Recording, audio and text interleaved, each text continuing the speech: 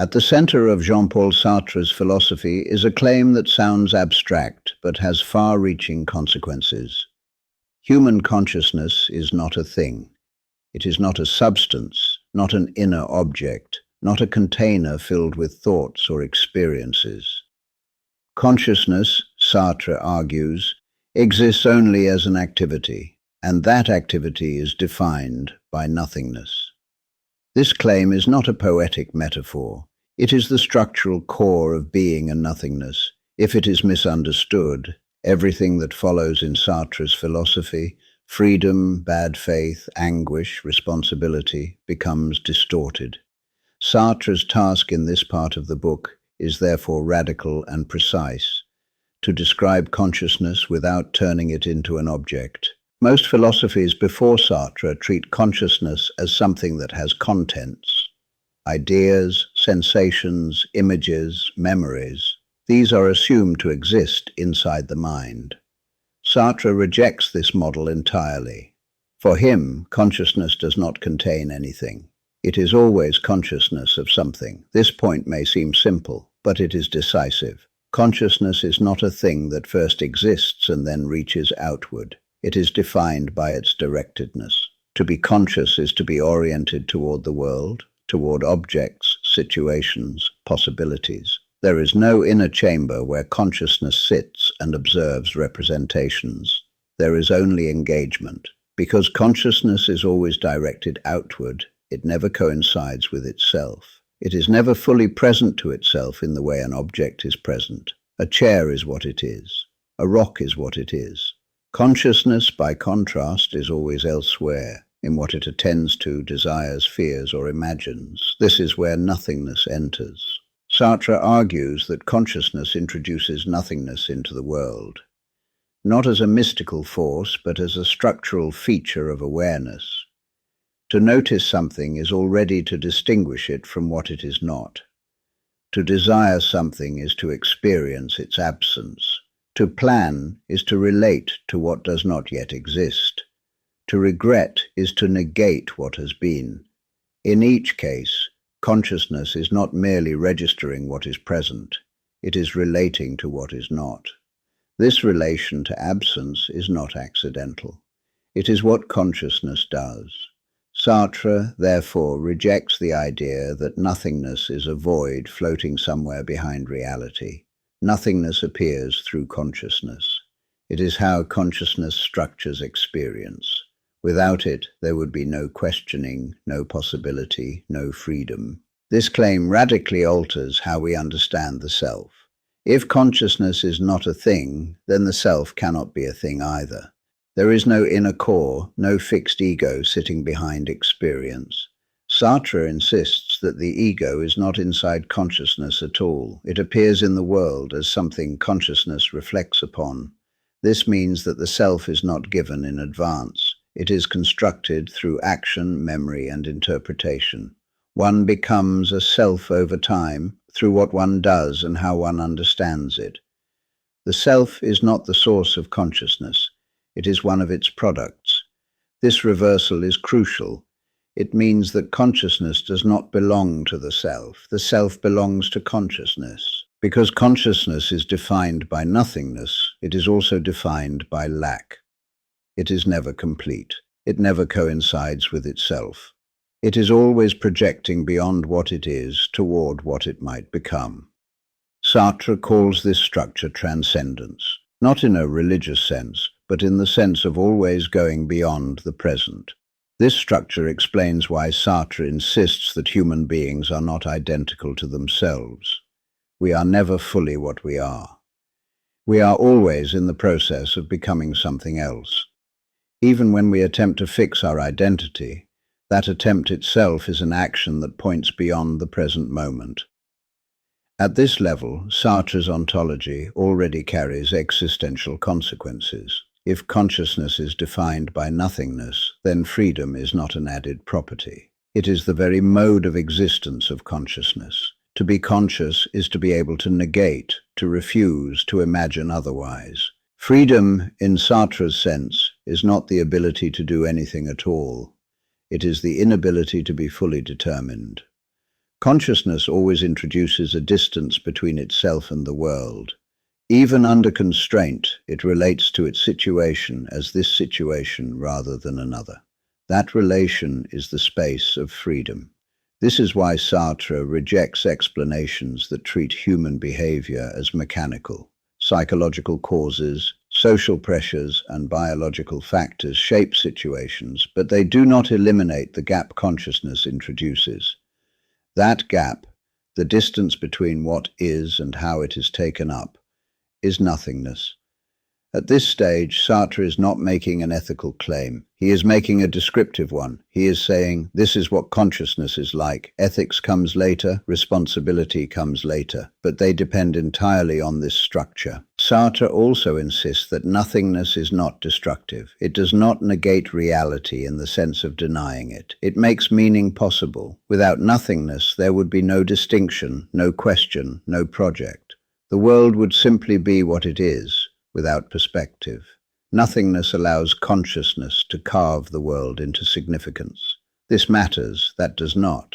This is missing, that is present. This could be otherwise.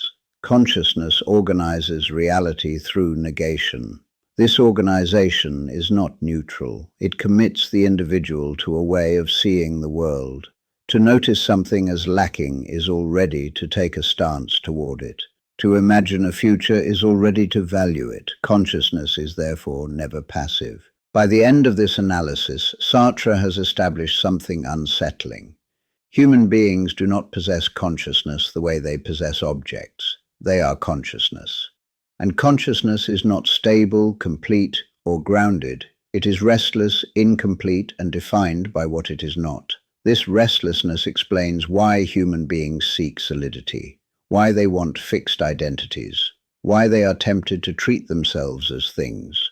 The structure of consciousness itself makes this temptation almost irresistible. But before Sartre can analyze that temptation, which will become bad faith, he must complete the ontological picture. Because consciousness does not exist alone. It exists in a world, among things that are what they are, and among other consciousnesses that negate as it does. That relationship between consciousness, nothingness, and the world is where the pressure intensifies. If consciousness is defined by nothingness, then it does not float freely above the world. It exists within a world that resists it. Sartre insists that consciousness is always situated, surrounded by things that simply are what they are, indifferent to our projects. This tension between consciousness and being is the second pillar of being and nothingness. Sartre calls the mode of existence of things being in itself. Being in itself is full, massive, and complete. A stone does not question itself. A table does not imagine itself otherwise. Being in itself is what it is, without lack, without distance, without negation. This fullness is precisely what consciousness is not. Consciousness encounters being in itself as something it can never become. It cannot fuse with things because consciousness is defined by separation. It stands outside being even while immersed in it. This separation is not spatial, it is structural. Sartre describes consciousness as a hole in being, not a void that destroys reality, but a gap that allows reality to appear as meaningful. Consciousness introduces differentiation into a world that would otherwise simply exist. This differentiation is constant. When consciousness encounters an object, it does not merely register it, it interprets it. It sees it as useful, obstructive, attractive, dangerous, missing, or irrelevant. Each of these ways of seeing involves negation. Something is this rather than that. Something matters rather than not. In this way, consciousness organizes the world around absence as much as presence. A missing tool is experienced as missing. An unfinished task is experienced as incomplete. A promise is experienced as not yet fulfilled. These experiences depend on nothingness. Sartre insists that this structure is not psychological in the everyday sense. It is not something that happens sometimes and not others. It is always operative. Consciousness cannot encounter the world without negating it in some way. This means that consciousness is always ahead of itself. It relates to what is in terms of what is not yet. Even perception is infused with projection. One sees not only what is there, but what could be done with it, what it blocks or what it enables. This constant projection explains why Sartre believes human existence is unstable. There is no moment when consciousness can simply rest in what is. To rest would be to coincide with being in itself, and that is impossible. This impossibility generates tension. Consciousness longs for solidity, for completion, for being. It wants to be something rather than a perpetual movement. This longing is what Sartre later calls the desire to be God, the impossible wish to be both fully being and fully free. Nothingness therefore produces not only freedom but frustration. Consciousness experiences itself as incomplete. It is defined by lack, and it seeks to overcome that lack by becoming fixed, stable, and necessary. This is where Sartre's ontology becomes existentially charged. The structure of consciousness itself generates the temptation to flee freedom. People want to become what they are not, complete, determined, and justified. This temptation does not arise from weakness or confusion. It arises from the structure of consciousness itself. To be conscious is to be incomplete, and incompleteness is uncomfortable. Sartre insists that this discomfort explains much of human behavior. The desire for fixed identities, moral certainties, and absolute values reflects a wish to escape nothingness. People want to be grounded by something that does not depend on choice. But consciousness cannot be grounded in this way without ceasing to be consciousness. To become a thing would be to destroy freedom.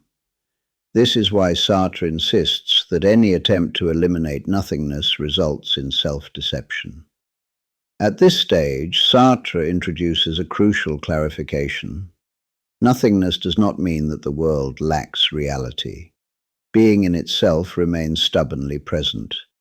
Objects resist our projects. Situations constrain our actions. Nothingness does not dissolve the world. It opens a space within it. This is why Sartre rejects both idealism and determinism. Consciousness does not create the world, but it does not submit to it either. It stands in tension with being, interpreting it, negating it, and projecting beyond it. This tension explains why freedom always feels constrained and why constraint never fully eliminates freedom. Consciousness is free because it negates. It is limited because it negates within a world that does not bend to its will. This balance is central. Sartre does not claim that freedom is unlimited. He claims that it is unavoidable. Even when consciousness encounters resistance, it must decide how to relate to that resistance. That decision is where nothingness operates. At this point, Sartre's ontology begins to explain why human beings are responsible in a way objects are not. A rock does not respond to obstacles. Consciousness must respond. It must interpret its situation and choose a stance toward it.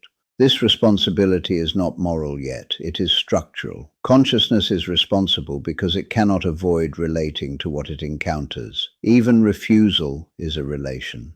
Sartre also insists that consciousness cannot escape this structure through knowledge. Understanding nothingness does not remove it. Reflection does not stabilize consciousness. One cannot think oneself into completion. This is why Being and Nothingness is not a self-help book or a guide to serenity. It does not promise relief. It explains why relief is impossible without illusion. By the end of this ontological analysis, Sartre has established a bleak but lucid picture. Human beings exist as nothingness within being. They are not things, yet they long to be. They are free, yet they seek necessity. They project, yet they encounter resistance. This tension is not a problem to be solved. It is the condition of human existence. Everything that follows in Sartre's philosophy, bad faith, anguish, conflict with others, ethics, and politics, emerges from this structure. Without nothingness, none of it would be possible. Consciousness for Sartre is therefore not a comfort. It is a wound in being that never closes, but it is also the source of meaning, freedom, and responsibility. The world does not tell us who we are. Consciousness does not give us a stable self. What we become depends entirely on how we take up this unstable condition. This is why Sartre believes that philosophy must remain uncomfortable. Comfort requires closure. Consciousness offers none. At the end of consciousness and nothingness, the task is not to escape this structure, but to recognize it honestly. And recognition alone is not enough, because once consciousness encounters other consciousnesses, other centers of nothingness, the instability multiplies. That confrontation has already begun.